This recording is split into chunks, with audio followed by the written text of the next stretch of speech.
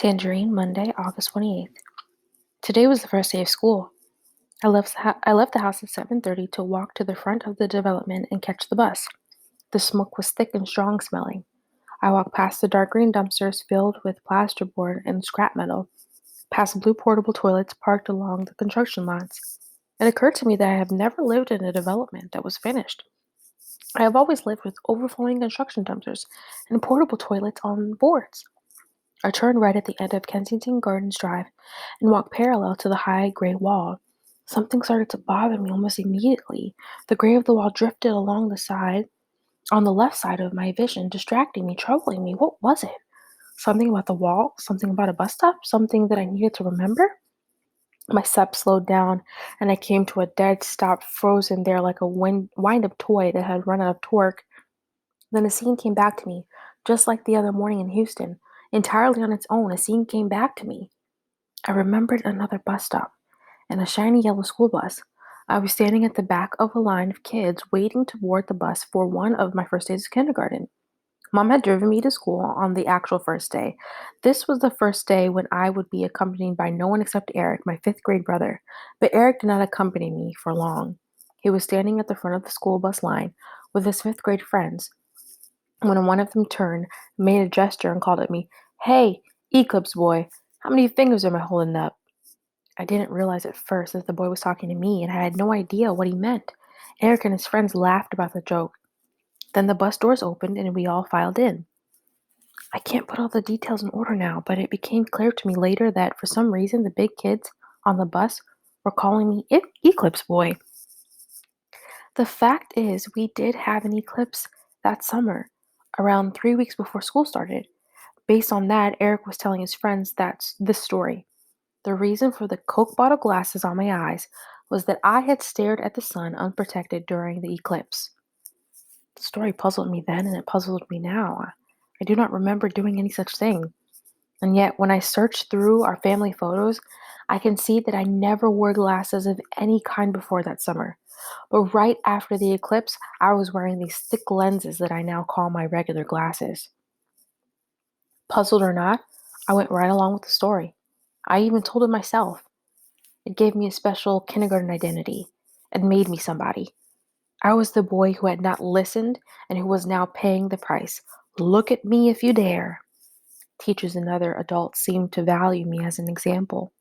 I was the living proof that you shouldn't look at an eclipse or you'll go blind, that you shouldn't play in an abandoned refrigerator or you'll suffocate, that you shouldn't go swimming right after you eat or you'll get stomach cramps and drown. So there I sat on that yellow school bus, Eric Fisher's younger brother, Eclipse Boy, visually impaired and totally incapable of following in his brother's footsteps. The scene faded. I stood still for another minute, trying to remember more, but nothing would come. Then I made myself turn away from the wall and made my legs move again, one step in front of the other, to the end of the street. As I turned the corner, I was surprised to see other kids standing next to the guardhouse.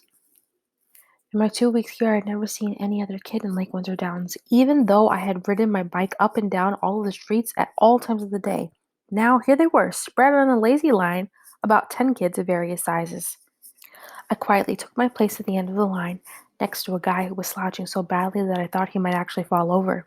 He wasn't alone either. Everyone seemed to be depressed, to be sorry to be there.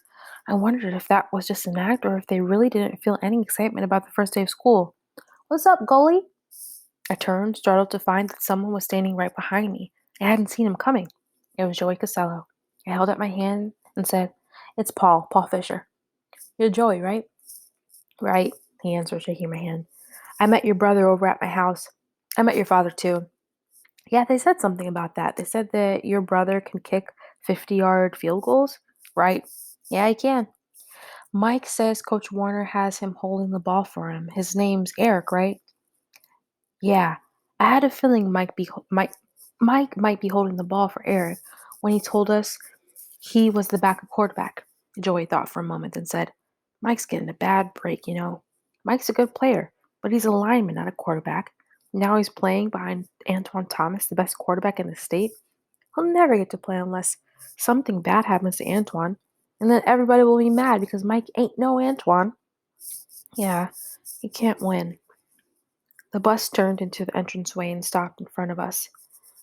When we climbed on, Joey sat with one of the soccer players from the other day. I found an empty seat near the back and pulled out my class schedule. The school had sent us a computerized schedule that showed my 6 periods, teachers' names, and classroom numbers. With the schedule, I come a map of the high school, middle school campus, which I appreciated, and a handwritten note to Mom from Miss Gates, which I did not. It said, "Vision and impaired students should report to the office for assistance." That made me mad. What did she plan to do? Assign me a dog and a cane? The bus turned into the campus and drove around to a circular driveway that said buses only. I looked again at my schedule, feeling jittery. It said homeroom 8:15 to 8:25, portable 9. I moved along with the big crowd of kids circling the main building and funneling into the wooden walkways that led to the portables. I found the one that said P9 with no problem whatsoever. There was a green sign on the door that said Miss Alvarez. I climbed the three wooden stairs and opened the door. Miss Alvarez gave me a cheery "Good morning" and told me to find an empty desk. The class seems to be made up of the same type of droopy kids that had stood with me in the bus line. In contrast, Miss Alvarez has a lot of enthusiasm. She told us she was truly excited to be here on the first day of the new year. She went on to tell us that we're her first homeroom ever and that she's looking forward to starting each day with us. We sat there and stared at her without much reaction, but she smiled bravely through it, and we passed the 10 minutes of the school year together. She asked us all to take out our schedules and check them. Mine said science 8:30 to 9:25, portable 12. Miss Alvarez read some announcements from the computer printout, but there was nothing about the soccer team. The speaker in the room crackled to life with the sound of a gong being struck. This was our signal to funnel out again onto the wooden walkways. We had 4 minutes to get to our next class, but it took me less than one. I climbed to set up the stairs. I climbed up a set of stairs marked P12, where the green side said Miss Hoffman. Mrs. Hoffman was standing right inside the door, scowling and holding a seating chart. She's clearly at the other end of the teacher food chain from Miss Alvarez. As she would soon tell us, she had been teaching science for 20 years. She asked my name and then directed me to the last seat of the first row. The kids in this room seemed a little more lively. Just 5 minutes into Miss Hoffman's class, there was a knock on the door. A girl came in holding a block of wood with the word pass painted on it. She whispered to Mrs. Hoffman, who checked her chart, looked toward me, and said, "Paul Fisher, go with this young lady, please." What could I do? I got up. I followed the girl out of the door and onto the walkway. I said, "Where are we going?" "Mr. Morrow's office." "Who's Mr. Morrow?" "He's the head of guidance." We went to a small office in the main office. A man with a brown suit and thick glasses like mine was sitting at a desk. He had a pile of those IEP forms spread out in front of him. He said, "And what is your name?" "Paul Fisher, sir." He found my IEP form. "All right, Paul, this is Carrie Gardner, one of our school volunteers. Carrie will act as your eyes, so to speak, until you've learned your way around campus. I can see fine." He seemed genuinely surprised. "You can?" "Yes, sir. I've been to 2 classes already." Mr. Morrow looked back at my IEP form and then at me. He said, "Well, perhaps since you're new to the school, Carrie could just take you around for the first day. What harm could that do?" I didn't know what else to say. I didn't know how to describe the harm that it would do to me. Nothing more came out of my mouth. So he said, "Why don't you two go back to Mrs. Hoffman's class?" I followed Carrie Garner back to P12, actually to the wooden steps outside of it. That was where I finally found my voice. I stopped still and said as calmly as I could, "Look, I'm sorry. I don't mean to mess up your job, but there's no reason for anybody to show me around, okay?" She looked at me, puzzled, so I explained, "There's nothing wrong with me. This is a mistake. I can see just fine." Carrie answered matter-of-factly, "So then what's with the glasses?" I reached up and fingered the thick plastic frames. I finally answered, "I had an accident. I had some kind of damage to my eyes when I was 5 years old." Carrie clearly did not mind being released from her duties. She thought for a moment, lowered her voice, and said, "Look, I'll hold on to the pass until the end of the day and then turn it in. Nobody will know." "Okay, thanks."